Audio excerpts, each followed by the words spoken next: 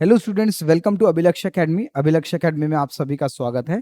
और आज के वीडियो में हम एक previous year question paper GD constable का यहाँ पर हम डिस्कस करेंगे। ठीक है, और ये जो पेपर है 10 जनवरी 2023 मतलब इसी ईयर का पेपर है। ठीक है, 2022 जीडी का। ठीक है, जो कि हमारा जनवरी में हुआ था। ठीक है, और ये आज जो पेपर है वो मैथ्स का पेपर हम डिस्कस कर रहे हैं। और ऐसे ही हम एक मैथ्स का पेपर और एक रीजनिंग का पेपर, मैथ्स के पेपर और रीजनिंग का पेपर, सारे शिफ्ट के जितने भी क्वेश्चंस पेपर हैं वो हम यहाँ पर डिस्कस करेंगे। ठीक है, स्टार्ट करते हैं मैथ्स का पहला सवाल और देखते हैं किस तरह से चीज़ों को सॉल्व करना है, किस टेक्निक को अपनाना है, कैसे टाइम कम करना है आपको क्वेश्चंस को सॉल्व करते हुए, और किस लेवल के क्वेश्चंस इस बार आए हैं। ठीक है, देखो फर्स्ट क्वेश्चन देखो। क्वेश्चन क्या कह रहा है कि a shopkeeper allows a discount of 40% on his articles and still makes a profit of 20%. And how much cost price does shopkeeper pay for an article whose mark price is 2400? ठीक है, ध्यान से सुनो एक बात। ये कह रहा है कि एक शॉपकीपर जो है डिस्काउंट देता है एक आर्टिकल पर 40% का। ठीक है, छूट देता है 40% की, और फिर भी वो 20% का प्रॉफिट कमा लेता है। ठीक है, तो इसने कहा कि कितना शॉपकीपर को पे करना चाहिए आर्टिकल के लिए जितना, जब उसका मार्क प्राइस जो है वो 2400 है। ठीक है, चलते हैं, स्टार्ट करते हैं। देखो आप एक चीज देखो, यहां पर हमारे पास तीन चीजें होती हैं, कॉस्ट प्राइस, सेलिंग प्राइस और एमआरपी। ठीक है, अगर आप कॉस्ट प्राइस में अपना प्रॉफिट को ऐड करोगे तो क्या आ जाएगा? Selling price. ठीक है, और अगर मार्क प्राइस में से डिस्काउंट को माइनस करोगे, ठीक है, तो क्या आ जाएगा? फिर से सेलिंग प्राइस। इसका मतलब ये कि आप अगर कॉस्ट प्राइस पे प्रॉफिट ऐड कर रहे हो, ठीक है, बढ़ा रहे हो आप उस कॉस्ट प्राइस का, तो सेलिंग प्राइस आ जाएगा। और अगर एमआरपी को आप डिस्काउंट परसेंट से माइनस करो, मतलब एमआरपी पर जो डिस्काउंट मिला है उसको कम करने पर भी क्या आ जाएगा आपके पास? Selling price. तो कहीं ना कहीं ये जो सेलिंग प्राइस है, कॉस्ट प्राइस और मार्क प्राइस के बीच की क्या है? कड़ी है। ठीक है, तो अब ये देखो, सेलिंग प्राइस का फॉर्मूला क्या होता है अगर प्रॉफिट परसेंट हो? ठीक है, तो सेलिंग प्राइस का फॉर्मूला होता है cost price into 100 plus profit percent. ठीक है, अपॉन में 100, यही होता है फॉर्मूला। और एसपी का फॉर्मूला मार्क एमआरपी की तरफ से क्या होता है? MRP into 100 minus discount percent upon में 100। ठीक है, ये एसपी का फॉर्मूला होता है जब एमआरपी गिवन होता है और डिस्काउंट परसेंट गिवन होता है। ठीक है, अगर यहां पर हमें सीपी नहीं गिवन है, छोड़ो, प्रॉफिट कितना कमाने के लिए बोला गया है? 20%। तो इसका मतलब 100 प्लस 20% कितना हो जाएगा? 120% हो जाएगा, डिवाइडेड बाय 100। ठीक है, और एमआरपी यहां पर गिवन है, तो एमआरपी जो है वो कितनी हो जाएगी? 100 में से डिस्काउंट परसेंट माइनस करो, 40% माइनस करोगे तो कितना आ जाएगा? 60 आ जाएगा बटे में 100। ठीक है, अब यहां पर कैलकुलेशन करने के लिए यहां पर हम 100 से 100 काट सकते हैं। ठीक है, 60 से एक बार, 60 से दो बार काट सकते हैं। और हम ये बोल सकते हैं अब कि सीपीए को अगर यहीं रहने दें और बटे में एमआरपी ले आए इधर। ठीक है, इधर गुणा में है ना, तो इधर आकर भाग हो जाएगा, तो ये 1 अपॉन में क्या आ जाएगा? 2। यहाँ पर तो 1 ही आ गया और ये नीचे आ गया। तो हमें पता चल गया कि सीपी और एमआरपी का रेशियो क्या है? 1:2। मतलब अगर सीपी 1 है तो एमआरपी जो है वो 2 रुपये होना चाहिए। तो इसने कहा एमआरपी 2400 है, तो इसका मतलब 2 की वैल्यू 2400 है, एमआरपी जो है 2400 है। इस 2 को किससे गुना करें जो 2400 आ जाए? हमने कहा 1200 से गुना कर देते हैं। इसका मतलब इस 1 को भी 1200 से गुना करोगे तो सीपी कितना आ जाएगा आपके पास? कॉस्ट प्राइस कितना आ जाएगा? 1200 रुपये। ठीक है, तो उम्मीद है यहां तक आपको समझ पाए हो आप कि कॉस्ट प्राइस इसमें पूछा गया था कि कॉस्ट प्राइस कितना है अगर एमआरपी 2400 है। तो इस तरीके से आप ये समझ पाए होंगे। लेकिन इसको करने का और एक मेथड है कि कभी भी ये ध्यान रखना, ठीक है, कभी भी ये ध्यान रखना, इसको हटा देते हैं थोड़ा सा।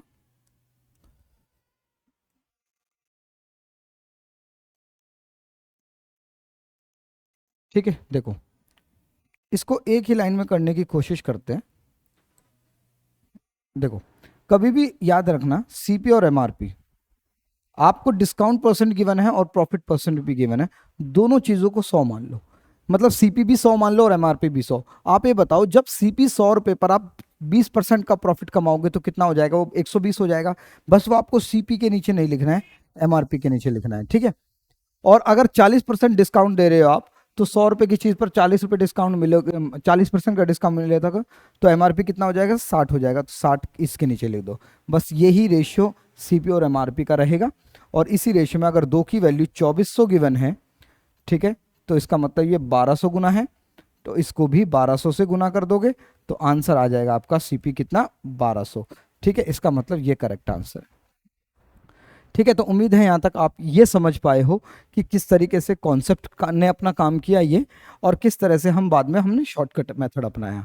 तो उम्मीद है यहाँ तक कि आप समझ पाए हो। तो उम्मीद है आगे बढ़ते हैं। ठीक है, नेक्स्ट क्वेश्चन पर ये कह रहा है कि a man covers a certain distance on scooter at 64 kilometre per hour and he returns at the starting place riding the bicycle at 16 kilometre per hour. ठीक है, समझते हैं। तो आपको पूछा गया कि एवरेज स्पीड क्या है।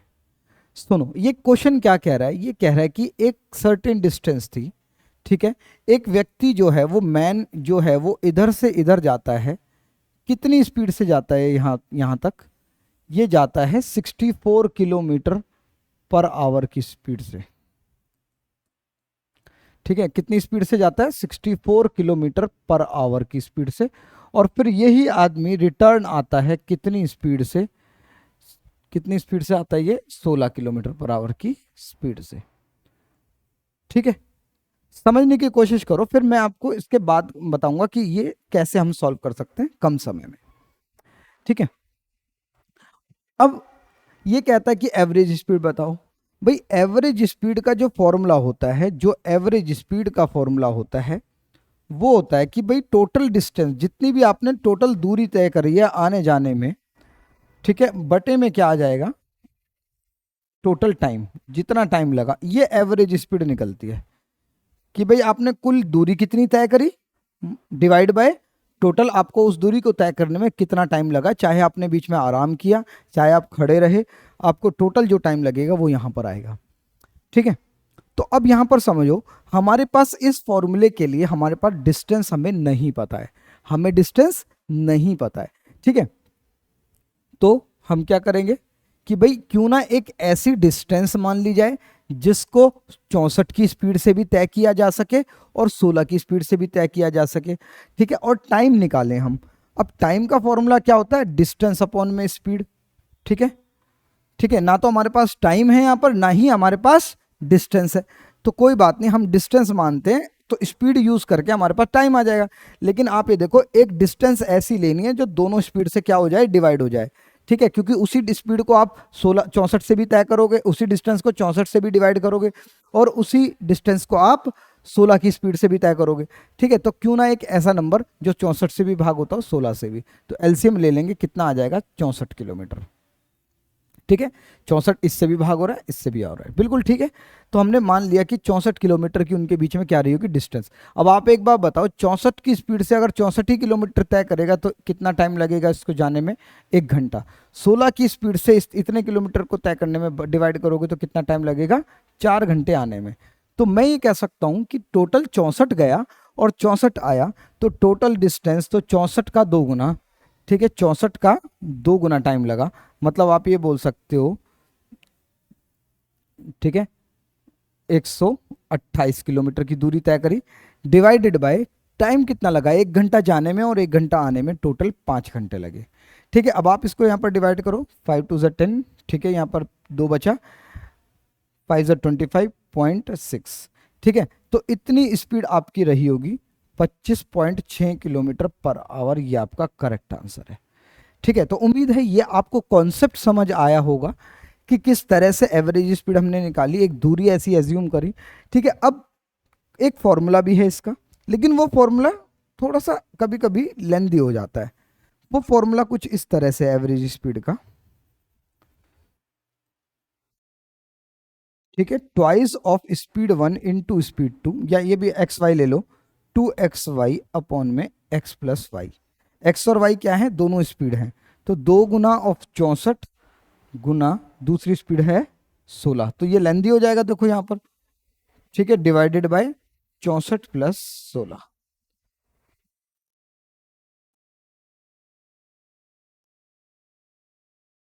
64 प्लस 16।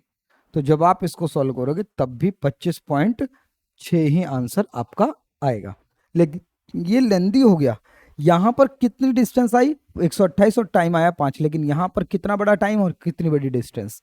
ठीक है, तो मुझे लगता है मेरे हिसाब से ये मेथड ठीक है कि एक ऐसी स्पीड डिस्टेंस एज्यूम करो जो 64 से भी डिवाइड हो जाए, 16 से भी, और टाइम निकाल लो और टोटल डिस्टेंस आना जाना और टोटल टाइम आना जाना। ठीक है, तो टोटल जो आपकी एवरेज स्पीड आएगी 25.6 आ जाएगी। ये सबसे बेस्ट तरीका है, आप दोनों में से कोई भी मेथड अप्लाई कर सकते हो। चलो नेक्स्ट क्वेश्चन पर आते हैं। टाइम एंड वर्क का ये क्वेश्चन है। इसने कहा 5 वुमेन किसी काम को 8 दिन में करती हैं, जबकि 8 चिल्ड्रन जो हैं 10 दिन में अपना काम करते हैं, उसी काम को, सेम काम को। तो उसने कहा कि 2 वुमेन और 4 बच्चे कितने दिन में, चिल्ड्रन मिलकर कितने दिन में काम पूरा करेंगे उसी सेम काम। समझते हैं। देखो ये है चेन रूल का क्वेश्चन। ठीक है, ये जो क्वेश्चन है किस चीज का है, चेन रूल का क्वेश्चन है। अब चेन रूल क्या कहता है कि जब भी मैन, वुमेन और चिल्ड्रन, मतलब यहां पर देखा जाए तो हमने 3 केस है। देखो 5 वुमेन किसी काम को कितने दिन में, इतने दिन में कर रही हैं, फिर चिल्ड्रन इतने दिन में कर रहे हैं, और क्वेश्चन पूछा है थर्ड केस में कि 2 वुमेन और 4 बच्चे कितने दिन में करेंगे। 3 केस है। ठीक है, और जब भी तीनों केसेस में, या 2 केसेस भी अगर दिए हैं, तीनों केसेस में अगर जेंडर या ये भी कह रहे टाइप ऑफ पर्सन्स अलग अलग हैं, मतलब एक में मैन है, एक में वुमेन है, एक में चिल्ड्रन है, ठीक है, या एक में मैन है, दूसरे में वुमेन है, और तीसरे में वुमेन और मैन है। ठीक है, तो हमेशा इस केस में मैन की एफिशिएंसी और वुमेन की एफिशिएंसी अलग होती है और चिल्ड्रन की एफिशिएंसी अलग होती है। ठीक है, तो यहां पर जो है चेन रूल का फॉर्मूला इस तरह से लगेगा कि efficiency of first multiply by number of man into, ये टाइप ऑफ मैन कह सकते हैं। ठीक है, efficiency type of man, time दिया हुआ है, डेज दिए हुए हैं, अपॉन में वर्क भी अलग कर रहे हैं, और यहाँ पर E2 efficiency of second type of person, number of man of second type of person, और T2 D2 अपॉन में W2। ठीक है, लेकिन यहाँ पर वर्क इक्वल था, तो इसका मतलब हमें ये लिखने की ज़रूरत नहीं है। अगर वर्क इक्वल है तो इसका मतलब वर्क लिखने की ज़रूरत नहीं है। ठीक है, अब देखो फॉर्मूला किस तरह से काम करेगा कि एफिशिएंसी ऑफ फर्स्ट टाइप मुझे नहीं पता, तो मैन की एफिशिएंसी, या सॉरी वुमेन की एफिशिएंसी को मैं W ले लेता हूँ, और नंबर ऑफ वुमेन कितने हैं, यहाँ पर 5 वुमेन है। ठीक है, टाइम नहीं गिवन है दोनों में, तो इसको दोनों में इग्नोर कर दो। डेज कितने गिवन है, 8 दिन गिवन है। ठीक है, और सेकेंड टाइप ऑफ पर्सन की एफिशिएंसी C मान लेते चिल्ड्रन से, और M2 कितना गिवन है, मतलब नंबर ऑफ, मतलब टाइप ऑफ पर्सन कितने गिवन है, 8 पर्सन गिवन है, और वो कितने दिन में काम को कर रहे थे, 10 दिन में। ठीक है, ये समझाने के लिए मैं आपको बता रहा हूँ। अब ये क्वेश्चन सिंपल हो जाएगा, मैं अभी बताऊंगा दोबारा से। ठीक है, तो अब आप इसको सॉल्व करोगे। ठीक है, और एक और चीज पूछी गई है, इसने एक और चीज पूछी कि इसके इक्वल, सेम काम इक्वल है किसके, 2 वुमेन प्लस 4 चिल्ड्रन उसी काम को कितने दिन में करेंगे। ठीक है, ये क्वेश्चन इसने पूछा है। अब देखो ध्यान से, देखो पहले ना इन 2 केसेस को यूज करेंगे और हम चिल्ड्रन और वुमेन की एफिशिएंसी निकालेंगे। तो अगर यहां पर कट कर दें 8 और 8, 5 से 2 बार, तो यहां पर एफिशिएंसी आ जाएगी W और चिल्ड्रन की कितनी, 2:1। मतलब अगर वुमेन 2 एफिशिएंसी है तो चिल्ड्रन की 1 है। अब ये एफिशिएंसी का क्या करना है, सेकंड और थर्ड केस में रख लो, या फर्स्ट और थर्ड केस में रख लो, कि अगर यहां पर रखें C की वैल्यू कितनी है, 1 इंटू 8 इंटू 10। ठीक है, जो जो गिवन था वो रख लिया, और ट्वाइस ऑफ वुमेन की एफिशिएंसी 2, तो 2 इंटू 2 4 हो जाएगा। ठीक है, 4 प्लस 4 इंटू चिल्ड्रन कितना, मतलब 4 ही हो जाएगा, और इंटू डेज आ जाएगा, हमें नहीं पता डेज, तो इस 8 से ये 8 कट जाएगा, और डेज की वैल्यू कितनी आ जाएगी, 10। इसका मतलब ये आंसर। ठीक है, समझ आया। अब ये फॉर्मूला समझने में आपको शायद टाइम लगेगा। ठीक है, हो सकता है आपको ये फॉर्मूला पता भी हो, या चेन रूल का कॉन्सेप्ट आपको पता भी हो, लेकिन फिर भी मेरा काम था एक बार समझाने का कि आप ये समझ पाओ कि क्यों ऐसा इक्वल हो जाता है। ठीक है, चलो अब क्या करते हैं, जब भी ऐसा होता है ना, तो ये फॉर्मूला तो देख लो, छोड़ दो इसको। आप ये देखो, वुमेन की एफिशिएंसी अलग W से डिफाइन करो। 5 दिन में 5 वुमेन थी। ठीक है, अब इसको आप ये बोल सकते हो, देखो इसको डायरेक्टली आप शॉर्टकट में करेंगे। वुमेन की एफिशिएंसी को W मान लो, चिल्ड्रन की एफिशिएंसी को चिल्ड्रन मान लो, फॉर्मूले की वजह से हमने ये प्रॉब्लम होगी। ठीक है, तो 5 वुमेन है तो 5W, किसी काम को 8 दिन में कर रहे हैं, वही काम 8 चिल्ड्रन जो है 10 दिन में कर रहे हैं, और वही काम 2 वुमेन प्लस 4 चिल्ड्रन से कराना है, और कितने दिन में करेंगे ये नहीं पता। तो पहले और दूसरे को केस को यूज करके, ठीक है, हम यहाँ पर ये कट कर देंगे, ये 2 बार कटेगा, तो वुमेन और चिल्ड्रन की एफिशिएंसी आ जाएगी 2:1। अब यही केस हम सेकंड और थर्ड में, मतलब ये जो एफिशिएंसी आई है निकल के, यही हम सेकंड और थर्ड केस में W की जगह W को पुट कर देंगे, C की जगह पर C को पुट, मतलब W की जगह पर 2 को पुट कर देंगे और C की जगह पर 1। ठीक है, तो यहां पर आएगा हमारे पास वैल्यू कि 8C था, तो 8 इंटू C मतलब 1 इंटू 10 दिन is equal to twice of women मतलब 2 प्लस 4 इंटू चिल्ड्रन मतलब 1। ये कितने दिन में काम करेंगे, और यहाँ पर आ जाएगा 8 इंटू 1 इंटू 10, ऐसे ही रहने दो, और ये आ जाएगा 4 प्लस 4 8 इंटू डेज। 8 से ये कट जाएगा तो 10 दिन आंसर इसका आ जाएगा। ठीक है, समझ आया? तो इस तरह से आपको ये करना है। फॉर्मूला फिर भी समझने के लिए ज़रूरी था कॉन्सेप्ट को, क्योंकि कॉन्सेप्ट नहीं पता होगा तो काम कैसे होगा। ठीक है, कभी कभी इस तरह के क्वेश्चन आते हैं कि डबल काम कर रहा है, तो जो वर्क नीचे फॉर्मूला था उसकी जगह पर 1 और 2 आप रख सकते हो कि डबल काम कर रहा है। ठीक है, तो उम्मीद है यहाँ तक आपको ये समझ आया होगा, इसमें कोई भी डाउट किसी भी तरह का आपको नहीं है। चलो नेक्स्ट क्वेश्चन को चलते हैं। इसने कहा एक diameter of the right circular cylinder. ठीक है, सर्कुलर सिलेंडर है। अब सर्कुलर सिलेंडर का मतलब ये है कि एक राइट सर्कुलर सिलेंडर,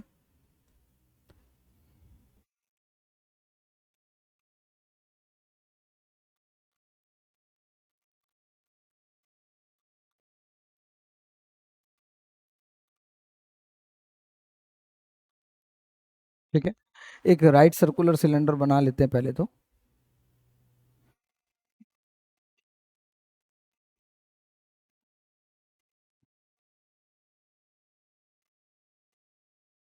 ठीक है, एक सिलेंडर जो कि राइट है मतलब सीधा खड़ा है। ठीक है, इसने कहा कि इस सर्कुलर का मतलब राइट सर्कुलर सिलेंडर का डायामीटर जो है 14 सेंटीमीटर। डायामीटर क्या होता है? जो ये बेस है उसका व्यास। ठीक है, ये कितना है? 14 सेंटीमीटर। मतलब आप यहां पर साइड में लिख सकते हो कि इसका जो डायामीटर है वो 14 सेंटीमीटर है। अगर डायमीटर 14 सेंटीमीटर है या व्यास 14 सेंटीमीटर है, तो आप ये बोल सकते हो कि इसका रेडियस जो है, मतलब त्रिज्या जो है वो 7 सेंटीमीटर रहेगी। त्रिज्या कितनी रहेगी? 7 सेंटीमीटर रहेगी। ठीक है, और इसने हाइट भी बताई है 2 सेंटीमीटर। ये जो हाइट है यहां से यहां तक की, ये जो है वो 2 सेंटीमीटर की है। तो इसने पूछा है कि आपको इसका कर्व सरफेस एरिया और टोटल सरफेस एरिया बताना है। देखो, कर्व सरफेस एरिया कौन सा होता है? जो गोलाई वाला भाग है, जो घुमावदार है। ठीक है, मतलब ये वाला, ऊपर वाला नहीं, क्योंकि वो तो बिल्कुल समतल है, सीधा है। नीचे वाला भी नहीं, वो भी समतल है, सीधा है। ठीक है, तो इसने पूछा है क्या क्वेश्चन में कि आपको कर्व सरफेस एरिया, जो घुमावदार वाला एरिया है, ठीक है, और टोटल सरफेस एरिया, ठीक है, पृष्ठीय क्षेत्रफल और कुल पृष्ठीय क्षेत्रफल, टोटल सरफेस एरिया। ठीक है, वक्र पृष्ठीय क्षेत्रफल मतलब ये गोलाई वाला भाग जो घुमावदार है, उसका क्षेत्रफल कितनी जगह घेरी हुई है इसने ऐसे। ठीक है, और टोटल का सम बताना है। तो मतलब अगर हम कर्व सरफेस एरिया की बात करें, ठीक है, अगर हम कर्व सरफेस एरिया की बात करें तो उसका फॉर्मूला होता है 2πr/h, और टोटल सरफेस एरिया होता है हमारे पास 2πr/h+r। ठीक है, ये होता है। अगर इन दोनों को ऐड करें तो हमसे पूछा गया है कि 2πr/h+2πr, ठीक है, h+r। अगर यहां पर बात करें तो 2πr कॉमन है, ठीक, दोनों में, और यहां पर h+r आ जाएगा। ठीक है, मतलब आप ये कह सकते हैं कि 2πr और twice of h plus radius, ये आएगा। ठीक है, और अब इसको सॉल्व कर लेते हैं। 2 इंटू 22/7, रेडियस हमें पता चल गया था, रेडियस कितना है? 7 है, त्रिज्या 7 है। ठीक है, मल्टीप्लाई, ये कितना है? ट्वाइस ऑफ h मतलब दो गुना हाइट का 2 गुना मतलब 4, 4 + 7 कितना आ जाएगा, ये 11। कितना आ जाएगा, 11। 7 से ये कट जाएगा और ये 2 का ये 44 आ जाएगा। 44 को 11 से गुना करोगे तो 484। ठीक है, ये आंसर इसका आएगा 484 सेंटीमीटर स्क्वायर। ठीक है, तो उम्मीद है यहाँ तक ये समझ आया होगा। ये थोड़ा सा मैंने डिटेल में समझाने की कोशिश करी है, उम्मीद है आपको ये समझ आया होगा। मतलब ऐसा नहीं करना पहले ये निकालना है फिर ये निकालना है फिर आपने बाद में प्लस किया, पहले देख लो ना कुछ कॉमन है तो कॉमन करके इस तरह से आप चीज़ों को कर सकते हो। ठीक है, तो उम्मीद है यहाँ तक ये क्वेश्चन समझ आया होगा। नेक्स्ट क्वेश्चन पर आते हैं। नेक्स्ट क्वेश्चन देखो क्या कह रहा है, फोर्थ प्रोपोर्शन कह रहा है कि √6, √8 और √21 का फोर्थ प्रोपोर्शन क्या होता है। देखो समझो पहले फोर्थ प्रोपोर्शन क्या होता है। जब भी चीजें, मान लेते हैं एग्जाम्पल, कोई भी चीज जब प्रोपोर्शन में होती है, प्रोपोर्शन का मतलब होता है कि 2 अनुपात बराबर हो जाना। मतलब ये जो साइन है, 4 बिंदु जो नजर आ रहे हैं वो बराबर का चिन्ह होता है। ठीक है, तो A अनुपात B, मतलब अगर A और B अनुपात में है तो सेम अनुपात C और D का होना चाहिए। ठीक है, ये तो होता है प्रोपोर्शन। ये होता है क्या, प्रोपोर्शन, मतलब समानुपात, समान अनुपात। ठीक है, अब फोर्थ प्रोपोर्शन कहां से कहां नहीं आई है ये समझो। ठीक है, अब फोर्थ, जब भी ये प्रोपोर्शन में होते हैं कोई भी, पहले फोर्थ प्रोपोर्शन की बाद में बात करते हैं। जब भी ये प्रोपोर्शन में होती हैं चीजें, ठीक है, तो हमेशा देखो, अब इसने कहा कि ये अपॉन में ये बराबर होगा, अगर मैं क्रॉस मल्टीप्लाई कर दूंगा तो AD बराबर क्या आ जाएगा, BC हो जाएगा। मतलब ये कि अगर इसको हम रीड करें तो ये कह रहा है कि ये पहला और आखिरी का मल्टीपल और दूसरा और तीसरे का मल्टीपल बराबर होना चाहिए। बीच की 2 संख्याओं का मल्टीपल, पहली और आखिरी संख्याओं का मल्टीपल जो है गुणनफल इक्वल होना चाहिए। ठीक है, अब ये फोर्थ प्रोपोर्शन क्या है, ये फोर्थ प्रोपोर्शन है कि मान लेते हैं 3 संख्याएं हैं ABC। ठीक है, या XYZ कुछ भी मान सकते हो आप। ठीक है, ABC से कंफ्यूज हो जाओगे, XYZ मान लो। ये कह रहा है कि ये 3 संख्याएं समान अनुपात में है, मतलब प्रोपोर्शन में है। तो आपको इन 3 संख्याओं का फोर्थ प्रोपोर्शनल, चतुर्थ समानुपात बताना है। ठीक है, या चौथा अनुपात बताना है। ठीक है, इसका मतलब है फोर्थ प्रोपोर्शन का मतलब होता है X और Y अनुपात में है, उसी अनुपात में Z जो है वो किसी एक संख्या के साथ अनुपात में है। ठीक है, और इसको हम क्या मानते हैं, थीटा मान लेते हैं अभी के लिए। तो क्या ये बोल सकते हैं इन दोनों का मल्टीपल और इन दोनों का मल्टीपल बराबर, तो θx बराबर YZ होना चाहिए और थीटा की वैल्यू क्या जाएगी, YZ बटे में X। ठीक है, YZ बटे में क्या आ जाएगा, X आ जाएगा। ये इसका फोर्थ प्रोपोर्शन है। अब ठीक है, इसने पूछा कि भाई अगर मैं इसको मिटा दूं, समझे। ठीक है, उम्मीद है ये समझ आया होगा यहां तक आपको। ठीक है, ठीक है, चलो। अब इसने कहा कि √6 अनुपात √8 है और उसी अनुपात में √21 किसी एक संख्या के साथ अनुपात में, तो इन दोनों का मल्टीपल और इन दोनों का मल्टीपल बराबर होना चाहिए। मतलब √6 गुना X बराबर √8 गुना √21। ठीक है, अब अगर हम यहां पर लिखें कि इस √6 को √2 गुना √3 भी लिख सकते हैं और X लिख सकते हैं यहां पर, इसको √2 गुना √2 लिख सकते हैं और इसको √3 गुना √7 लिख सकते हैं। ठीक है, जो वैल्यूज कट सकती है वो काट दो पहले। तो यहां से ये कट जाएगा, इस √3 से ये √3 कट जाएगा और x की वैल्यू आ जाएगी √2 गुना √2 2 आ जाएगा और √7 नहीं खुला तो x की वैल्यू 2√7 आ जाएगी। ऑप्शन नंबर 2 बिल्कुल करेक्ट आंसर है। तो उम्मीद है यहां तक आपको ये बात समझ आई है कि क्या होता है फोर्थ प्रोपोर्शनल। ठीक है, अगर आप और इसके बारे में जानना चाहते हैं तो रेशियो प्रोपोर्शन में मैंने ये क्लियर किया हुआ है कि क्या थर्ड प्रोपोर्शनल या मीन प्रोपोर्शनल क्या होता है। ठीक है, तो उम्मीद है फोर्थ प्रोपोर्शनल समझ आया। फिर भी यहाँ पर हम थर्ड मीन प्रोपोर्शनल की बात कर देते हैं। मान लेते हैं 2 संख्याएं हैं A और B, उसका मीन प्रोपोर्शनल बताना है, मध्य समानुपात बताना है। तो इसका मतलब होता है A जो है वो किसी एक संख्या के साथ अनुपात में है जो हमें नहीं पता है, X है, और उसी X के साथ B भी अनुपात में है। मतलब आप ये पहली और आखिरी का मल्टीपल और बीच के दोनों मल्टीपल बराबर हैं, x² बराबर AB, तो x की वैल्यू आ जाएगी √AB। ठीक है, ये तो है मीन प्रोपोर्शनल। क्या है ये, मीन प्रोपोर्शनल। मीन प्रोपोर्शनल, ठीक है। ठीक है, और अगर हम थर्ड प्रोपोर्शनल की बात करते हैं, थर्ड प्रोपोर्शनल की बात करते हैं, ठीक है, और मान लेते हैं कि ए बी और सी, ठीक है, सॉरी,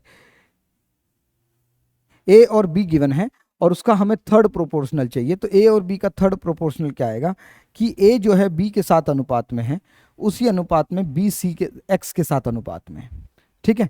तो इसका मतलब दोनों का मल्टीपल, आप देखो इन दोनों का मल्टीपल बराबर होना चाहिए। इसका मतलब आप ये कह सकते हैं कि a x is equal to b square, और एक्स की वैल्यू आ जाएगी बी स्क्वायर बाई ए, मतलब दूसरी संख्या का स्क्वायर बटे में ए। ये आपका थर्ड प्रोपोर्शनल है। और फोर्थ प्रोपोर्शनल तो मैंने बता ही दिया कि ए बी सी का तीन संख्याएं गिवन होंगी, प्रोपोर्शनल बताना है तो ए जो है बी के साथ और सी जो है वो किसी एक्स के साथ, तो मतलब ए एक्स की वैल्यू बी सी के बराबर और एक्स की वैल्यू बी सी बाय ए, एक्स की वैल्यू बी सी बाय ए, ये है आपका फोर्थ प्रोपोर्शनल। तो उम्मीद है यहां पर ये सारी चीजें आपको क्लियर हुई है, प्रोपोर्शनल का सारा कॉन्सेप्ट आपको समझ आया, ठीक है। चलो नेक्स्ट क्वेश्चन की अगर हम बात करें, नेक्स्ट क्वेश्चन क्या कह रहा है कि a can paint, a can paint a painting in 12 days, b can paint it in 8 days, ठीक है। समझते हैं कि ए जो है एक पेंटिंग है उसको 12 दिन में बनाता है, टाइम एंड वर्क का क्वेश्चन है, ठीक है, और बी जो है उसी पेंटिंग को 8 दिन में बनाता है, और एक और व्यक्ति है सी जो है उसी पेंटिंग को 10 दिन में बनाता है, ठीक है। इसने कहा कि अप्रोक्सीमेट नंबर ऑफ डेज बताओ कि वो ए जो है पेंट करे अगर वो ए कंपनीड बाय, मतलब वो हेल्प ले ऑल्टरनेट डेज पर बी और सी की, ठीक है, both B and C together on alternate days and A start the painting on the first day alone, ठीक है, A start the painting on the first day alone, ठीक है। इसका मतलब ये है, पहले हम एलसीएम ले लेते हैं, वर्क एज्यूम करते हैं, 12, 8 और 10 का एलसीएम एक ऐसी नंबर जो 12 से भी भाग हो, 8 से भी और 10 से भी, 120 ले लेते हैं, ठीक है, 120 ले लेते हैं जो कि 12 का 10 बार जा रहा है, ठीक है, 8 का 15 बार जा रहा है और 10 का 12 बार जा रहे हैं, ठीक है। चलो अब इसने कहा है कि पहले दिन तो ए अकेले काम करता है, मतलब अगर मैं कहानी बनाऊं यहां पर, फर्स्ट डे कह रहा है कि ए अकेले काम करेगा, सेकंड डे ए के साथ बी और सी दोनों मिलकर काम करेंगे, ए बी सी, ठीक है, थर्ड डे फिर से ए अकेले काम करेगा, और fourth day A B C दोनों काम, तीनों काम करेंगे। अब देखो यही तो कह रहा है क्वेश्चन में, देखो ये क्या कह रहा है कि find the approximate number in which the painting can be painted bye A if he is accompanied by both B and C together on alternate days and A start the painting on the first day alone, ठीक है। मतलब ये कि A पहले दिन तो अकेले काम करेगा, दूसरे दिन A B C करेंगे, ठीक है।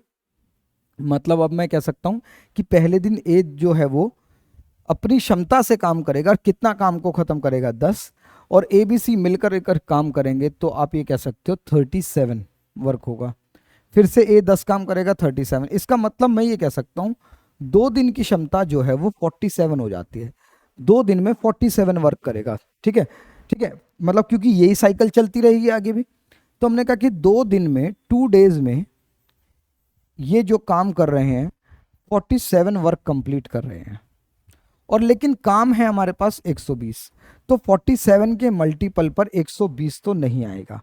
आप ये देखो कितना आएगा, हमने भाई देखो 2 से गुना करते हैं पहले, ठीक है, क्योंकि साइकिल पूरी तरह कंप्लीट होनी चाहिए, साइकिल कभी पॉइंट में नहीं आनी चाहिए, तो आप ये कहोगे 94 वर्क हो गया है, कितने दिन में, इधर भी 2 से गुना करो, 4 दिन में, 4 दिन में 94 वर्क हो चुका है, ठीक है। अब ये बताओ अगले दिन कौन आएगा, केवल ए आएगा, और कितना काम बचा है हमारे पास, 26 वर्क बचा है, 26 वर्क कितनी क्षमता से करेगा, वो 10 की क्षमता से करेगा, ठीक है, 10 की क्षमता से करेगा। रुको एक मिनट, नहीं एक मिनट, इसको थोड़ा सा ऊपर कर लेते हैं,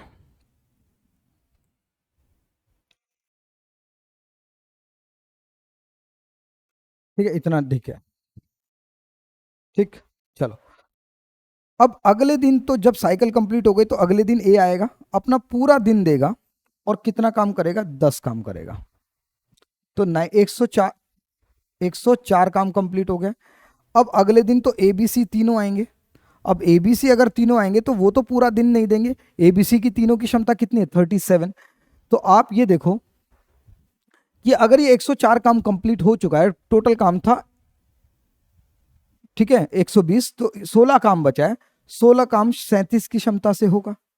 इसका मतलब आप ये कह सकते हैं पूरा पूरा नहीं, कहीं ना कहीं 5 दिन से थोड़ा सा आगे समय लगेगा, और ऑप्शन भी हमारे पास यही है। तो 5.4 डेज इसका करेक्ट आंसर आ जाएगा। ठीक है, 5.4 के आसपास इसका करेक्ट आंसर आ जाएगा। क्लियर है, यहां तक समझ आया होगा। ठीक है, तो इस तरह से आपको ये चीजें करनी है। उम्मीद है यहां तक आपको ये समझ आया होगा। ठीक है, 5 दिन तो यहाँ पर लग रहे हैं, एक दिन 94 104 काम हो गया, टोटल 120 काम था, शायद ये इसी तरह से काम कर रहे हैं। रुको एक minute. Find the approximate number of in which एक द्वारा पेंटिंग को कितने दिन में चित्रित किया कर सकता है, इसकी लगभग संख्या है यदि उसके साथ वैकल्पिक में बी और सी दोनों है, और ए अकेले दिन पहले काम शुरू करता है। ठीक है, इस तरह से आंसर यही होना चाहिए। ठीक है, ठीक है, चलो आगे बढ़ते हैं। ठीक है, चलो 5 पॉइंट से समथिंग आ रहा है, अप्रोक्सीमेट हमें बताना था। ठीक है, ठीक है, 5 दिन तो लग रहे हैं, और एक दिन एक्स्ट्रा पूरा नहीं लगेगा, क्योंकि काम तो कम है, 16 ही काम है 37 की क्षमता से करना है, तो काम 5 दिन से थोड़ा सा ऊपर लगेगा, और अप्रोक्सीमेटली हमें ये आंसर बताना था। ये बिल्कुल करेक्ट आंसर है। चलो नेक्स्ट क्वेश्चन पर आते हैं। The population of bears in the city has been growing 3% every year. ठीक है, हर साल 3% बढ़ जाती है, और प्रेजेंट पॉपुलेशन है 21,218। तो आपको पॉपुलेशन 2 साल पहले बतानी है। ठीक है, समझने की कोशिश करते हैं। अगर मान लेते पॉपुलेशन जो है ओरिजिनल 100 थी पहले वर्ष, तो दूसरे वर्ष फाइनली कितना हो गया होगा 103, 3% बढ़ रही है। फिर दोबारा से 100 हुआ होगा, तो अगले साल भी 103 हो गई होगी। ठीक है, अब कभी भी अगर ऐसा होता है, ठीक है, तो आपको क्या करना है कि आप ये देखो, पहले तो इनको मल्टीप्लाई करो, ये वैल्यू आएगी कितनी 10,000, और इनको मल्टीप्लाई करो, अगर 103 का स्क्वायर 100, अगर 103 का स्क्वायर निकालना है तो 100 से 3 कितना ज़्यादा है, 3 ज़्यादा है, तो 3 का स्क्वायर 09, और 3 और ऐड कर दो तो 106, ये आ जाएगा स्क्वायर। ठीक है, ये 103 का स्क्वायर है। अब ये कह रहा है कि ये होने पर इसकी जगह पॉपुलेशन 21,218 है। ठीक है, इसका मतलब आप ये बोल सकते हैं ये 2 गुना होगा। ठीक है, 10,000 का 2 गुना 20,000, और 609 का गुना 1218, ये 2 गुना आ रहा है। इसका मतलब ये भी तो 2 गुना रहा होगा, तो इसका मतलब उसमें पॉपुलेशन कितनी रही होगी 20,000 रही होगी। करेक्ट आंसर 20,000 है। ठीक है, उम्मीद है यहां तक आपको ये समझ आया है, इसमें कोई भी डाउट किसी भी तरह का नहीं है। ठीक है, दोबारा से समझते हैं। ठीक है, कभी भी जितने भी ईयर कभी पॉपुलेशन बढ़ती रहती है, तो आपको ये ध्यान रखना है, मान लो कोई भी पॉपुलेशन है, फर्स्ट ईयर कुछ और बढ़ी, दूसरे साल कुछ और बढ़ी, तीसरे साल कुछ और बढ़ी, बस आपको ये फर्स्ट ईयर का रेट लिखना है।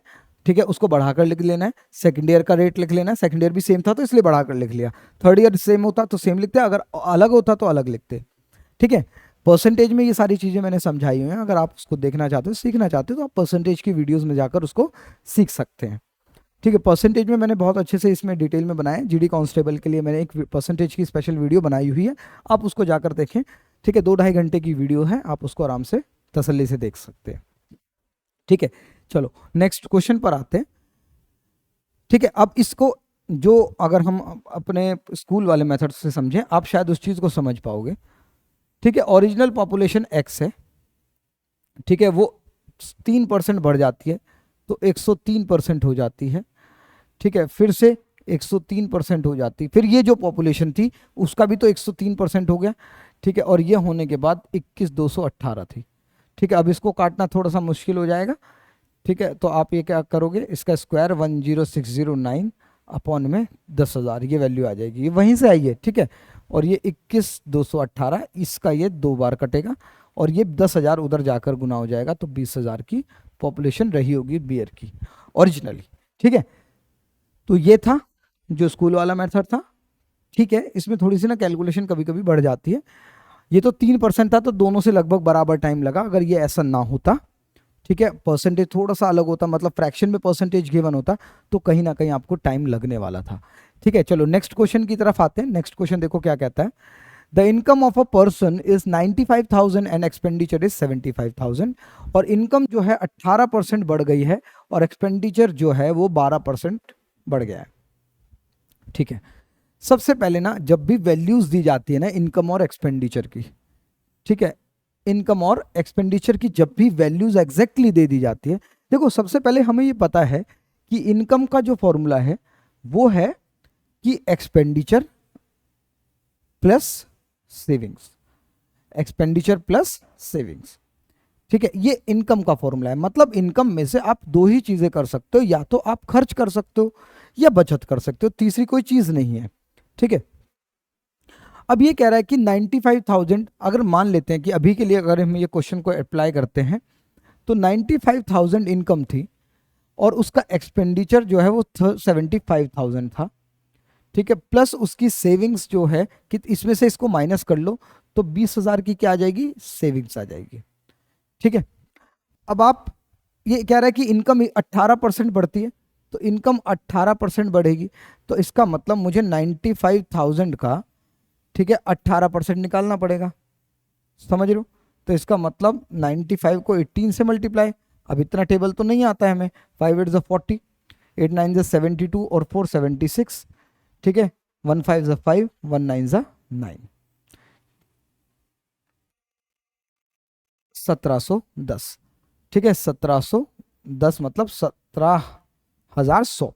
ठीक है, एक जीरो 950 का भी था। ठीक है, तो इतना इंक्रीज हुआ, तो आप ये देख लो बस कितनी बढ़ी। फाइनल ऐड करके नहीं लिखना है, ऐड करके नहीं लिखना है, ये इसका हमने 18% लिख लिया कि 18% बढ़कर इतना होता। नेक्स्ट, यहां पर ये एक्सपेंडिचर जो है 12% बढ़ा। ठीक है, 12% मतलब 75,000 का 12%, 75,000 का 12% आपको निकालना पड़ेगा, जो कि कैलकुलेशन फिर से लंबी हो जाएगी। 75 को 12 से मल्टीप्लाई करना पड़ेगा। ठीक है, 2 पंजे 10, 2 सत्ते 14, 15 और यहां पर 1 5, 1 सत्ते 7, 8 9, 900, 9,000 यहां पर ये बढ़ गया। ठीक है, अब आप ये बताओ, अगर ये इनकम इतनी बढ़ी थी, खर्च भी बढ़ गया, तो इसमें से इसको माइनस कर लो तो हमारे पास सेविंग पता चलेगी ना कि सेविंग कितनी बढ़ गई होगी पहले से। ठीक है, तो यहां पर आएगी 2 0। ठीक है, यहां पर फिर से एक आएगा, 17 में से 9 गए तो आप ये कहोगे 17 में से 9 गए 8, 8100। ठीक है, 8100। तो आप ये देखो 8100 बढ़त हुई हमारी, पहले कितनी थी, 20,000 थी, बस मल्टीप्लाई करोगे तो आंसर आ जाएगा। ठीक है, 2 0 से 2 0, 2 0 से 2 0 और यहां पर आ जाएगा 40.5%। ठीक है, इतना ये। अब देखो कैलकुलेशन काफी लंबी हो गई, यहां पर समझने की कोशिश करो, कैलकुलेशन क्या हो गई है, काफी लंबी हो गई है। ये काम पूरी तरह से एग्जाम में नहीं करना है बिल्कुल। ठीक है, सबसे आसान तरीका ये है कि जब भी आपको वैल्यूज दे दी जाए, जब भी आपको वैल्यूज दे दी जाए तो उन वैल्यूज का सबसे पहले आप अनुपात ज्ञात करो। ठीक है, उन वैल्यूज का क्या करोगे आप, अनुपात ज्ञात करो कि 95,000 इनकम और 75,000 इनकम का अनुपात क्या है, 3 0 से 3 0। ठीक है, 5 से काटोगे तो 19, 5 से काटोगे तो 15। मतलब आप ये कह सकते हैं कि इनकम अगर 19 रही होगी तो एक्सपेंडिचर 15 रहा होगा और सेविंग कितनी आ गई होगी, 4 आ गई होगी, तभी जाकर ये है। ठीक है, लेकिन परसेंटेज कैलकुलेट करना है तो 2 2 जीरो लगा लो, बस इतनी ही काम करना। अब देखो कैलकुलेशन कितनी आसान हो जाएगी। इसका मुझे 18% बढ़ाना है। ठीक है, 18% को मैं 8 + 10% भी बोल सकता हूं। ठीक है, तो अगर 1900 का 10% निकालते हैं, 1900 का 10% निकालते हैं तो 190, और 1900 का 1% कितना होता है, 19, और 19 को 8 से 152। ठीक है, तो इसका मतलब ये जो है वो कहीं ना कहीं आप ये बोल सकते हो 342 का बदलाव होगा इसमें। ठीक है, चलो नेक्स्ट, यहां पर इनकम एक्सपेंडिचर 12%, 10% कितना होता है आप ये बताओ भाई, 150 होता है। ठीक है, 150 और 12% 2% कितना होगा, 15 का डबल मतलब 30, तो 180 यहां पर आएगा। इसका मतलब इसमें 180 का बदलाव होना चाहिए। अब इसमें से इसको माइनस करो तो ये वैल्यू आ जाएगी 2, 2 में से 0 गए 2, 4 में से 14 में से 8 गए 6, और यहां पर 2 बचा था, 2 में से 162। कितना बदलाव आया, 162 का बदलाव आया है, ये फाइनल वैल्यू नहीं है, केवल बदलाव। और परसेंटेज चेंज कैसे लिखते हैं, कैसे आएगा फॉर्मूला, जितना भी बढ़त या घटत होती है इसमें ओरिजिनल वाली पे कैलकुलेट हो जाती है, मल्टीप्लाई बाय 100। ठीक है, मतलब आप ये कह सकते हो 162 का बदलाव हुआ, ओरिजिनली वो कितनी थी, 400 सेविंग थी, मल्टीप्लाइड बाय 100। इससे कट गया यहाँ पर 4 से 4 चौक 16, ठीक है, और यहाँ पर 0.5%, 40.5% इसका करेक्ट आंसर। ठीक है, तो उम्मीद है यहाँ तक आप ये समझ पाए हो, इसमें कोई भी डाउट आपको किसी भी तरह का नहीं है। ठीक है, नेक्स्ट क्वेश्चन की तरफ चलते हैं। नेक्स्ट क्वेश्चन देखो क्या कह रहा है। नेक्स्ट क्वेश्चन में कहा कि मोहन एक टेबल सेल करता है 2832 रुपए का, जिसमें प्रॉफिट है 18%, और आपको बताना है कि कॉस्ट प्राइस क्या रहा होगा। ठीक है, समझते हैं। देखो, सबसे पहले तो एक सीपी का फॉर्मूला निकालना चाहो तो निकाल सकते हो कि एसपी इंटू 100 अपॉन में 100% पर प्लस प्रॉफिट परसेंट, ये आपका सीपी का फॉर्मूला है। अगर आप चाहो तो ये लगा सकते हो, ठीक है, कि एसपी जो है वो 2832 रुपए है, मल्टीप्लाइड बाय 100, और यहाँ पर आ जाएगा ये प्रॉफिट जुड़कर 118। ठीक है, अगर आप यहाँ पर ये डिवाइड करना चाहते हो तो कर सकते हो। ठीक है, चलो, ये 50 आ जाएगा, ये आ जाएगा 59। अब ये पूरी तरह तो कटेगा तभी जाकर ये एग्जैक्ट वैल्यू आएगी, ऐसा तो नहीं कि पॉइंट में आ रही है वैल्यू। ठीक है, अप्रॉक्सीमेटली भी नहीं लिखा है। तो आप ये देखो 9 से किस नंबर को मल्टीप्लाई, पहले आप ये देखो किस के आसपास नंबर लग रहा है। अगर मैं 50 मान लेता हूं तो 50 के आसपास कितना लग रहा है, ठीक है, 50 के आसपास ये कितना लग रहा है। तो आप ये कहोगे भाई 50 का, आप ये बोलो कि 5 बार हो सकता है, और 5 बार तो होगा ही, लास्ट में ये भी आ रहा है, तो 58 टाइम्स हो सकता है क्या, तो 59 का 59 का कितनी बार, 5 टाइम्स देखते हैं। ठीक है, तो 5 9 सॉरी 59 का कितना टाइम्स है ये, अच्छा ओके ठीक है, 58 टाइम्स मल्टीप्लाई, 5 बार तो आ ही रहा है, 5 बार, और ये 8 बार जाकर ये यूनिट डिजिट 2 देगा। ठीक है, 8 9 72, 5 8 40, 40 और ये 47, 5 9 45, 5 5 25, 25 और 4 29। तो ये तो ज़्यादा बड़ी वैल्यू आ गई, तो इसका मतलब 59 को 48 से करके देखते हैं। 8 9 72, 5 9 40, 47 आ जाएगा, और यहाँ पर 4 9 36, और 4 5 20, 20 और 3 23। ये आ जाएगी वैल्यू, यहाँ पर आ जाएगा 3, और ये आ जाएगा 8, और ये 2, 2832। इसका मतलब ये इसका 48 गुना है। ठीक है, ये इसका कितना है, 48, ये है इसका 48 गुना। ठीक है, तो अब 48 को 50 से मल्टीप्लाई करना है, तो आंसर आ जाएगा 2400। ठीक है, इसका करेक्ट आंसर 2400 होगा। ठीक है, तो यूनिट डिजिट भी देखना है कि 59 9 का कितना बार मल्टीप्लाई करें जो ये आ जाए, और यहां पर भी देखना था कितनी बार ये गुना होगा। ठीक है, तो लगभग 48 टाइम्स आ रहा है ये वैल्यू, लगभग क्या पूरी तरह ही आ रहा है, पहले हमने 58 ट्राई करा था। ठीक है, क्योंकि 5 टाइम्स लग रहा था कि 5 का 50 बार देखो, 50 बार 2500 आता और ये वैल्यू आ जाती, लेकिन ये काफ़ी ज़्यादा दूर निकल गया, इसका मतलब 48 करके देगा, ये ना होता तो 38 आंसर होता। ठीक है, चलो आगे चलते हैं, नेक्स्ट क्वेश्चन की तरफ चलते हैं। अच्छा, इसमें कुछ रह गया है, अच्छा हाँ, ये भी, ये और ऐसा कर सकते थे, लेकिन उसमें भी यही मेथड रहेगा कैलकुलेशन, क्योंकि नंबर ऐसा 59 आ गया। खैर 18% का मतलब है 18/100, और अगर मैं यहाँ पर 2 से काटता हूँ तो 9 आ जाएगा, और ये 50 आ जाएगा। और ये नीचे वाली वैल्यू हमेशा सीपी को शो करती है, और ये प्रॉफिट है तो प्रॉफिट, लॉस है तो लॉस। तो सीपी अगर 50 रुपये है तो एसपी जो है ये आपका 59 रुपीज़ आएगा। एसपी जो है वो 59 रुपीज़ आएगा। 50 रुपये सीपी, 9 रुपये प्रॉफिट ऐड होगा तो 59, लेकिन 59 की वैल्यू 2832। अब आपको ये पता लगाना पड़ेगा डिवाइड करके, तो आप ये देखोगे कि 48 टाइम्स, तो इसको भी 48 टाइम्स कर दोगे तो आपका सीपी आ जाएगा कितना, 2400। तो उम्मीद है यहाँ तक आपको ये समझ आया होगा। ठीक है, एक तरीका और हो सकता था अगर कैलकुलेशन से हम बच सकें, लेकिन यहाँ पर बच नहीं पाएंगे। प्रॉफिट परसेंट कुछ ऐसा है, एक मतलब ऑप्शंस को भी ट्राई कर सकते थे कि जब इसका अगर 18% निकालते हैं और ऐड करते हैं तो 2832 रुपये आना चाहिए। इस तरह से चीज़ें हो सकती है। चलो नेक्स्ट क्वेश्चन पर आते हैं।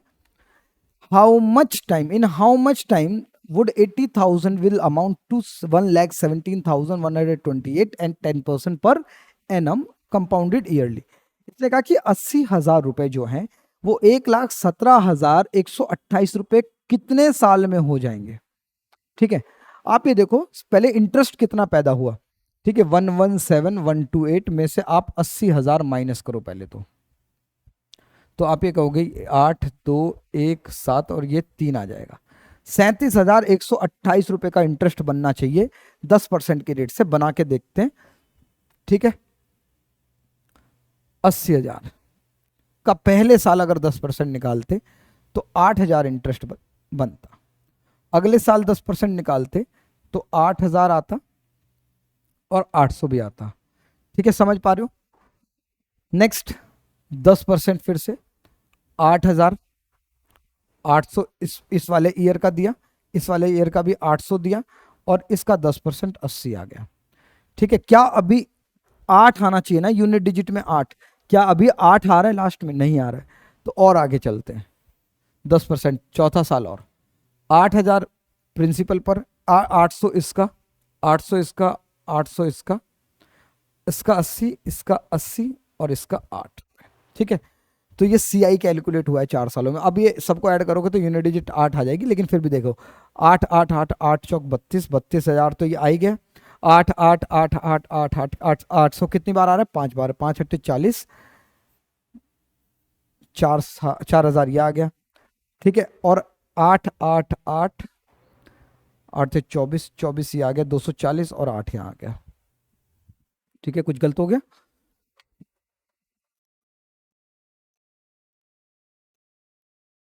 एक, दो, तीन, चार, पाँच, 5 अट्ठे 40। ठीक है, ये आ रहा है। नहीं, एक और 80 रह गया। देखो ये 800 800 800 किसका है? 800 800 800 3 बार आना था और ये इसका 3 बार 80 80 आएगा और 1 बार 8। ठीक है, तो यहां पर आना चाहिए 32,000। तो ये आ गए सारे ऊपर वाले 8,000। 1 2 3 4 5 6 7, 7 8 56 56 ये आ गए। ठीक है, 6 से 48 आ रहे हैं। 1 2 3 4 5 6, 6 8 से 4800। चलो 8 8 8 8 ये आ गए कितना? 832, 320 आ गए और ये 8। अगर आप इसको ऐड करोगे तो यही आएगा 8 और 3 11। ठीक है, यहाँ पर ये 7 और ये 3। ठीक है, 37,128। इसका मतलब ये पूरा कितने साल में हो पाया? 4। अगर ये ज़्यादा आ जाता तो फिर 3.5 वर्ष इसका करेक्ट आंसर हो जाता। ठीक है, अगर इससे ज़्यादा निकल जाता तो 3.5 वर्ष हो जाता। अगर इससे कम रह जाता तो 4.5 अगर ऑप्शन में होता तो वो दे देते। ठीक है, तो उम्मीद है यहाँ तक आपको ये समझ आया होगा।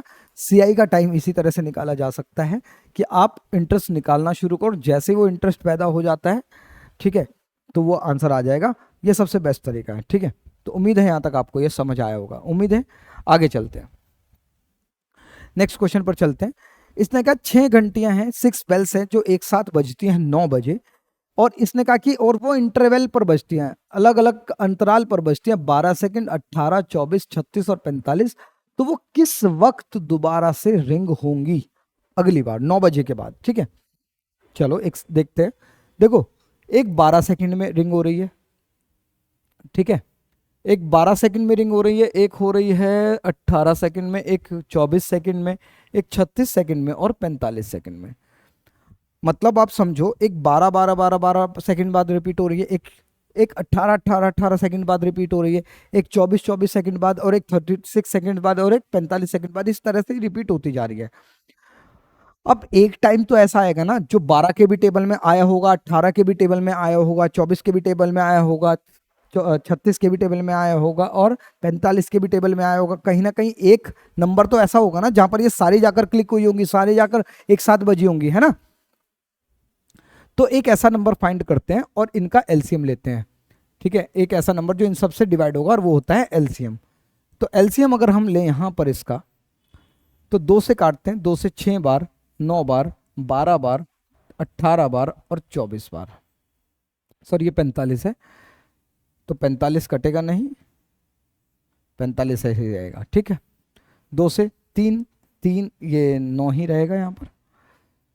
ये आ जाएगा आपके पास 6 बार, और ये 9 बार, और ये 45 बार।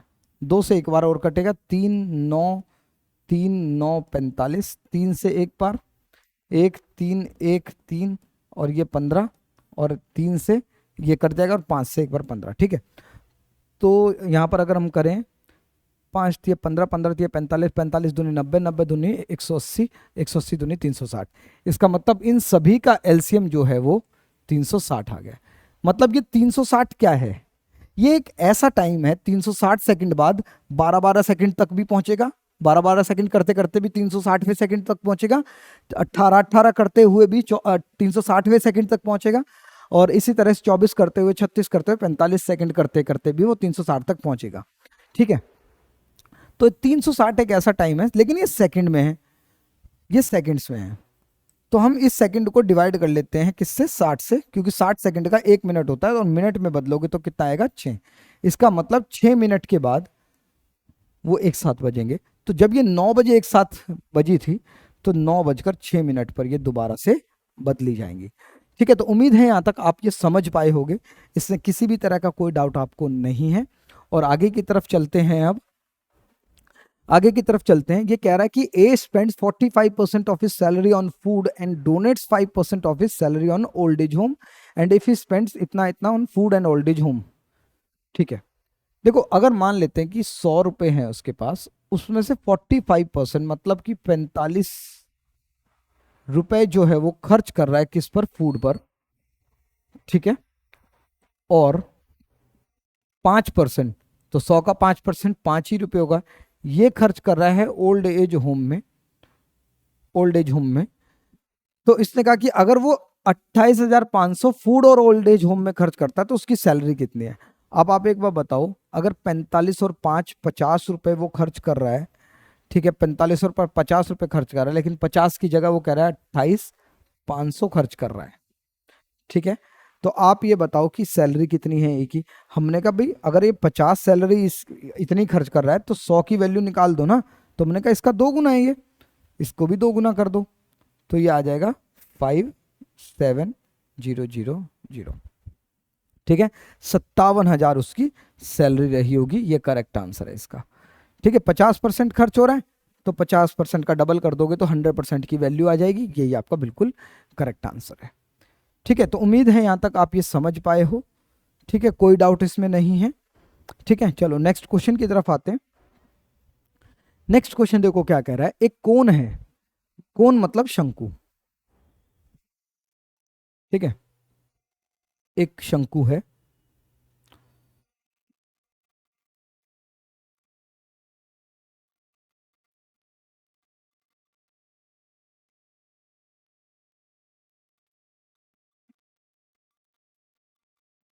ठीक है, एक शंकु है जिसका हमें रेडियस पता है, रेडियस मतलब यहां से यहां तक की लाइन पता है रेडियस। ठीक है, जो कि कितना है, 9 सेंटीमीटर। और हाइट भी हमें पता है, ये हाइट भी हमें पता है कि हाइट कितनी है, ये 15 सेंटीमीटर।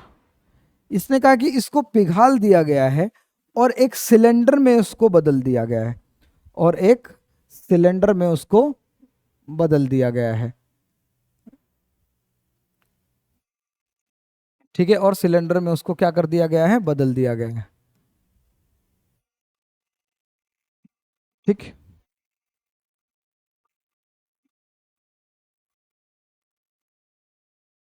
ठीक है, ये सिलेंडर आ गया। तो इसने कहा कि इसकी हाइट 45 है। ठीक है, इसकी हाइट कितनी है, 45 है। तो इसने कहा कि इसका रेडियस या डायमीटर बताओ, इसका ये डायमीटर बताओ। तो रेडियस निकल जाए पहले तो उसका डबल कर देंगे हम, डायमीटर आ जाएगा।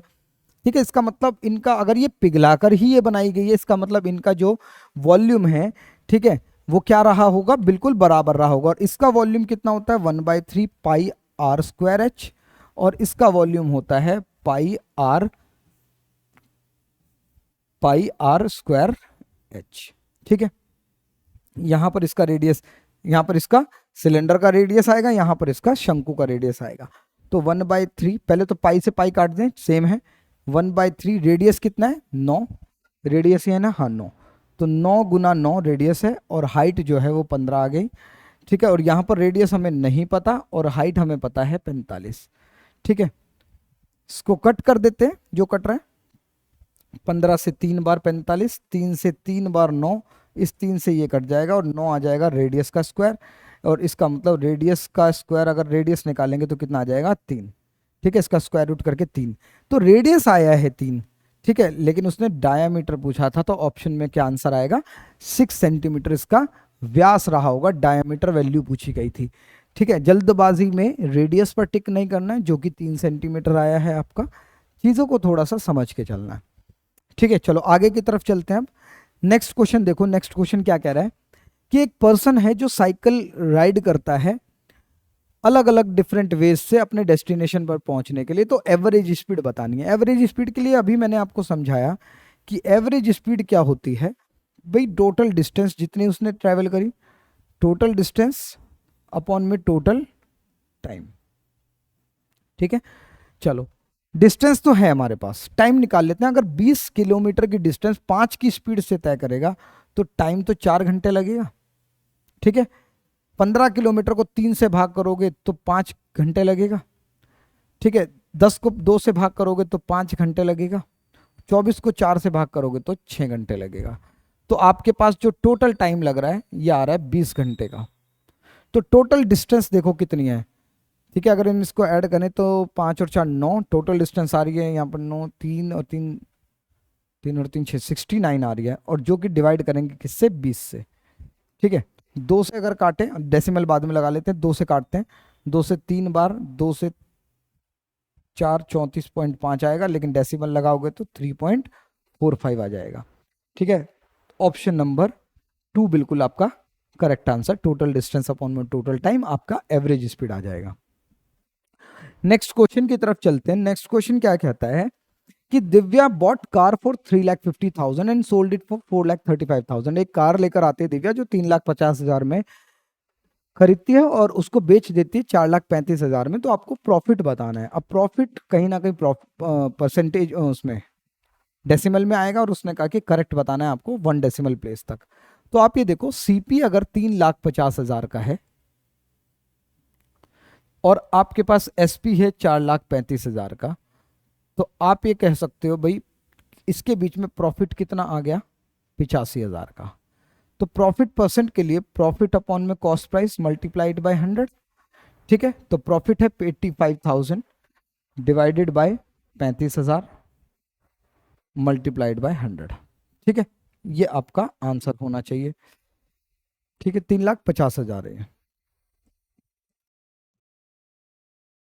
ठीक है, कर लेते हैं अब इसको कैलकुलेट। 2 जीरो से 2 जीरो ये, 2 जीरो से 2 जीरो ये कैंसिल, 2 जीरो से 2 जीरो ये 35, 7 5 से डिवाइड करते हैं 7 बार, 5 से डिवाइड करोगे तो 170, 7 से डिवाइड करोगे तो 7 दूनी 14, और यहाँ पर बचेंगे 3, 7 चौक 28.3 के आसपास इसका करेक्ट आंसर आना चाहिए 24.3। ठीक है, तो उम्मीद है यहाँ तक आपको ये समझ आया होगा, इसमें कोई भी डाउट किसी भी तरह का आपको नहीं होना चाहिए। ठीक है, बहुत धीरे धीरे हम क्वेश्चंस को कर रहे हैं, चीज़ों को समझते हुए चलना है बस। नेक्स्ट देखो, ये क्या कह रहा है 5x माइनस 2y का अनुपात x माइनस 2y बराबर 9:17 है, और आपको 9x बटे में 13y की वैल्यू बतानी है। ठीक है, आप ये देखो, अगर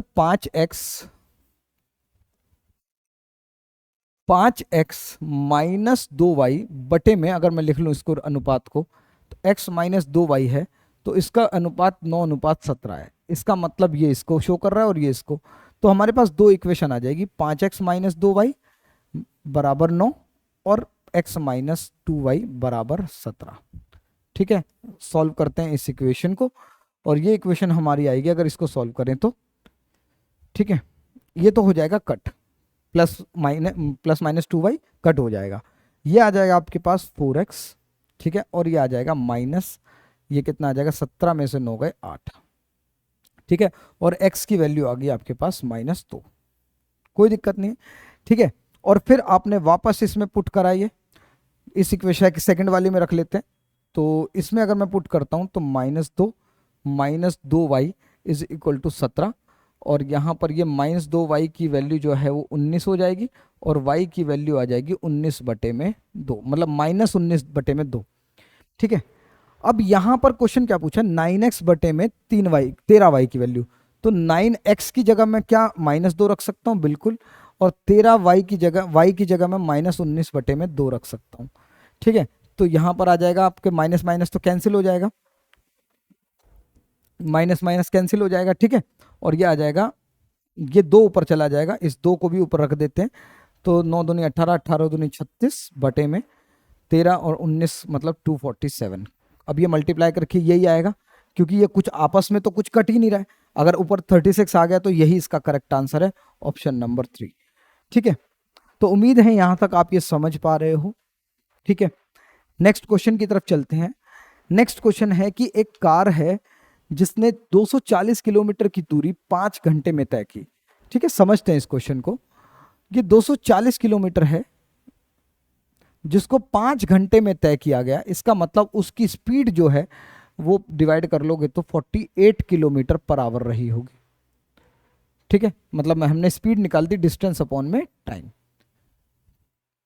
ठीक है, अब इसने कहा कि अगर वो अपनी हाफ स्पीड से चले तो कितना और ज्यादा टाइम लगेगा।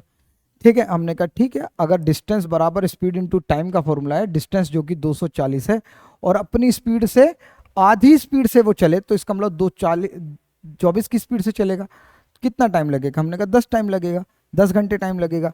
वो कह रहा है कि कितना ज़्यादा टाइम लगेगा अगर वो ऐसा करता है। तो पहले 5 घंटे लग रहा था, अब 10 घंटे लग रहा है, तो 5 घंटे ज़्यादा टाइम लग रहा है, ये करेक्ट है। लेकिन आप खुद सोचो कि अगर कभी भी अपनी वो स्पीड हाफ करता है तो टाइम भी उसका डबल हो जाएगा। मतलब अगर सेम डिस्टेंस, अगर डिस्टेंस सेम रहती है और स्पीड और टाइम का जो अनुपात है, ठीक है, स्पीड और टाइम का अनुपात, मान लो अगर ये कह रहा है कि स्पीड और टाइम का अनुपात अगर मान लो 1:2 है एग्जाम्पल के तौर पर, तो टाइम 2:1 हो जाएगा। मतलब ये कि अगर आपने स्पीड को हाफ करा है तो हाफ मतलब आप ये कह रहे हो कि 2 स्पीड थी उसको हाफ कर दिया, 1 हो गया, तो टाइम 1 से 2 होना शुरू हो जाएगा, 1 से 2 होना शुरू हो जाएगा। इसका नाम मतलब 1 की जगह पहले 5 घंटे लग रहे थे, तो 2 की जगह अब इसका मतलब 5 गुना है, तो 5 ही गुना समय 10 घंटे लगेंगे। तो कितना ज़्यादा समय लग रहा है, 5 घंटे ज़्यादा समय लग रहा है। ठीक है, अगर ये समझ में आता है दिमाग में तो ठीक है, नहीं तो ऐसे भी कर सकते हो। बस आंसर निकालने से मतलब है कौन सा फर्स्ट क्लिप में एकदम से आंसर आ जाना चाहिए। ठीक है, चलो नेक्स्ट क्वेश्चन पर आते हैं। एक्स जो है वो 40 पेंसिल लेकर आता है 180 रुपए की। ठीक है, रुपीज और क्वांटिटी लिख लेते हैं और सीपी लिख लेते हैं कितना, कि भाई 180 रुपए में 40 पेंसिल लेकर आता है और 2 दर्जन पेन भी लेकर आता है। ठीक है, 2 दर्जन पेन भी लेकर आता है। सीपी ऑफ पेन है ये, और ये पेंसिल है, सीपी ऑफ पेंसिल। ठीक है, और ये 2 दर्जन मतलब 24 लेकर आता है, कितने रुपए के भाई, 180 ही रुपए के लेकर आता है। ठीक है, तो आपको difference between 1 pen and 1 pencil बताना है। ठीक है भाई, अगर एक पेंसिल का दाम निकाल लें 180 को 40 से भाग करके, ठीक है, तो 2 और ये 9, मतलब इसका प्राइस आएगा 4.5 रुपए की एक पेंसिल, 4.5 रुपए की एक पेंसिल। यहां पर अगर इसको डिवाइड करें 180 बटे में 24 से, ठीक है, तो 12 या 6 से कर लेते हैं, 6 चौक 24, 6 तिया ये और आ जाएगा 15 और ये 2 और ये आ जाएगा 7.5 रुपए। ठीक है, इसका मतलब एक पेन 7.5 रुपए का है, तो दोनों में प्राइस में अंतर कितना है आप ये बताओ, 3 रुपए का अंतर है। ठीक है, 3 रुपए का अंतर है इन दोनों के बीच में। उम्मीद है यहां तक आप ये समझ पाए हो, इसमें कोई भी डाउट किसी भी तरह का आपको नहीं होना चाहिए। नेक्स्ट क्वेश्चन पर आते हैं। 40 से 50 के बीच कितने प्राइम नंबर है, 40 से 50 के बीच कितने प्राइम नंबर है। अगर आपको पता है प्राइम नंबर के बारे में फैक्ट कि जितने भी प्राइम नंबर 2 और 3 को छोड़कर जितने भी प्राइम नंबर्स हैं वो 6 के मल्टीपल से या तो एक कम है या एक ज्यादा है, हमेशा ऐसा ही होगा। मतलब आप कोई भी प्राइम नंबर देख लो, कोई भी प्राइम नंबर ले लो, मान लो एक 6 का मल्टीपल 42 लेते हैं, 42 से एक कम 41, 42 से ज्यादा 43, ये दोनों प्राइम नंबर है।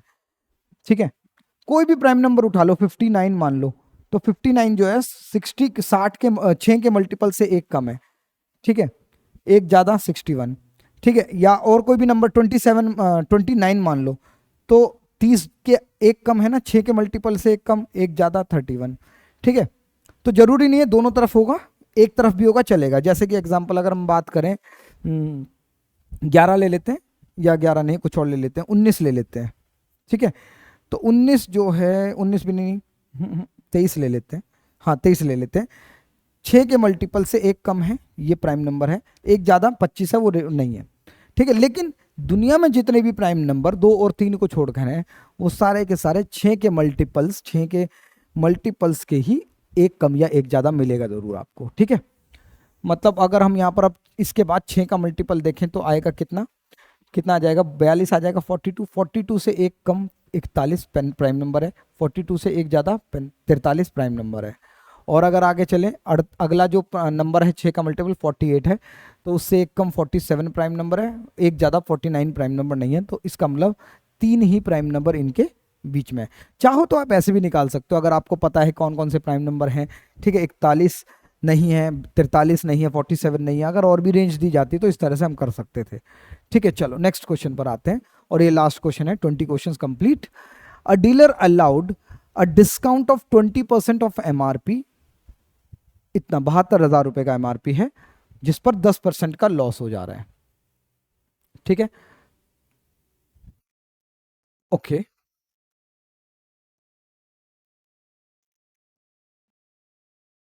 ठीक है। एमआरपी अगर 72,000 है, समझते हैं इस बात को, तो ये कह रहा है कि इस पर ना 10% का लॉस हो रहा है, अगर इस पर 20% का डिस्काउंट दे देते हैं। ठीक है, तो इसका मतलब अगर आप इस पर 20% का डिस्काउंट दोगे तो 72,000 में से आपको 1440, मतलब 20% की वैल्यू आएगी, ये माइनस करनी पड़ेगी। डिस्काउंट दो पहले तो आप, तो ये आ जाएगा 10 में से 4 गए 6, 9 में से 4 गए 5, यहाँ पर 0, और यहाँ पर आ जाएगा 7। 70,560 रुपए की उसने बेची होगी, जब इस सीपी पर इसे 10% का लॉस हुआ होगा। इसका मतलब ये जो वैल्यू है ये सेलिंग प्राइस है, तो सीपी निकाल सकते हैं, सीपी निकाल सकते हैं। एसपी इंटू 100 अपॉन में 100 माइनस लॉस परसेंट। ठीक है, एसपी इंटू 100 अपॉन में 100 माइनस लॉस, मतलब आप ये कह सकते हैं 90। और एसपी की तो वैल्यू आपको पता चल गई है, 70,560। ठीक है, जीरो से जीरो का कैंसिल हो गया, 9 से डिवाइड करोगे तो 9, 9 7 से 63।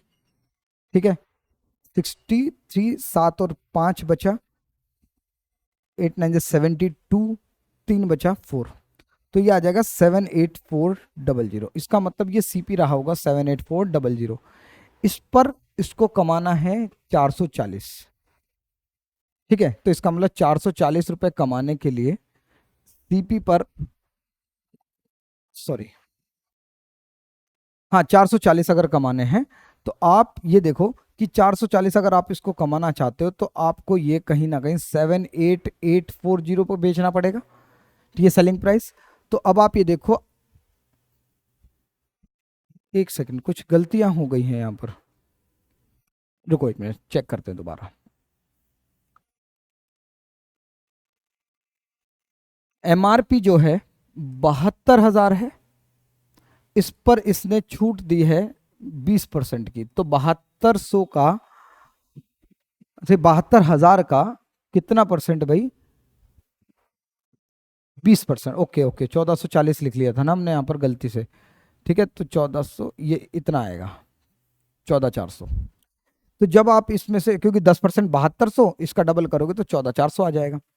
तो यहाँ पर आ जाएगा ये 006, और 12 में से 11 में से 4 गए आपके पास 7, और यहाँ पर आ जाएगा ये 6 में से 1 गया 5।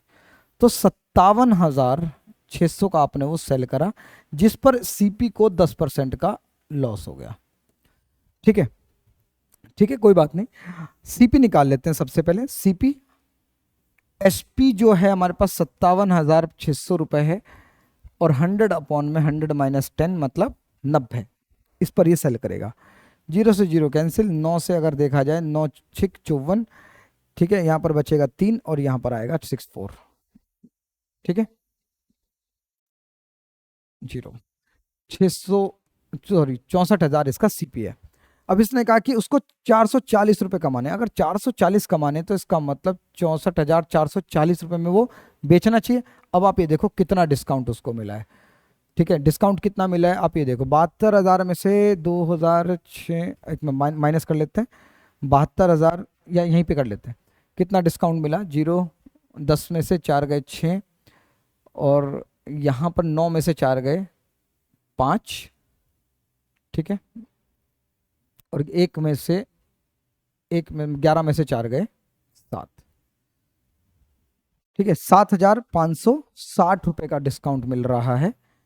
तो इस पर ये किस पर कैलकुलेट होगा, 72,000 पर मल्टीप्लाइड बाय 100, ठीक है, 0 से 0 0 कैंसिल, 72 से एक बार 72, 3 बचे, 72 का 5 बार, ठीक है, तो इसका मतलब कहीं ना कहीं, सॉरी 10.5, 10.5, ठीक है, 756 को अगर 72 से डिवाइड करोगे तो 72 इंटू 172, ठीक है, यहाँ पर 3 बचा, ये उतारने पर यहाँ पर ये आ गया, तो आप ये कहोगे 72 का, ठीक है, डिवाइड नहीं होगा तो 0 लग गया, पॉइंट लगाया, और ये 5 टाइम्स 10.5%, ठीक है, ये इसका करेक्ट आंसर है।